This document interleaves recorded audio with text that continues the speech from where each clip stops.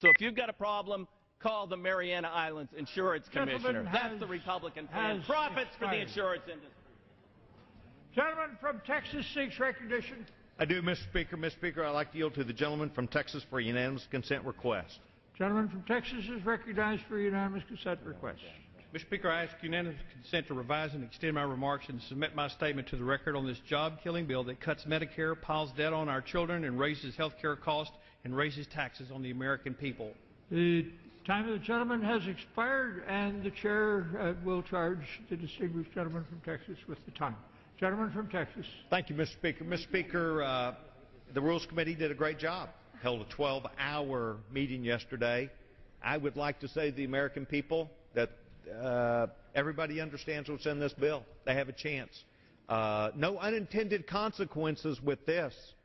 Republicans have laid out what we believe will happen. Mr. Speaker, lots of groups around the country also know what would happen, and I'd like to ask unanimous consent to insert into the record the list of people who would say vote no on this bill. They are business organizations all across this country. Mr. Speaker, we understand $732.5 billion worth of tax increases. Once again, let's get this right. No unintended consequences here. This is a job killer. I'd like to ask unanimous consent put into the record a list of the tax increases that are proposed in this bill. So ordered. Mr. Speaker, also last night the Rules Committee we found out, which is very devastating and I believe unwise.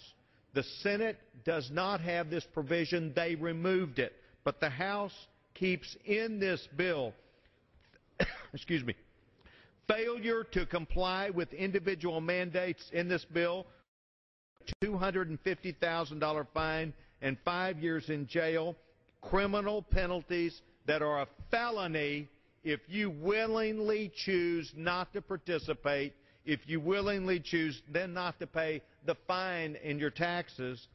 And, Mr. Speaker, what we're going to do is criminalize Americans who choose not to join in this government-run health care system.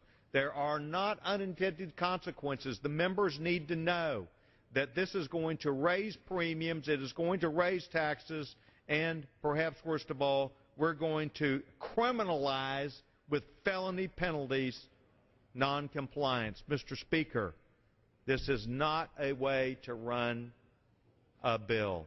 We reserve our time. I didn't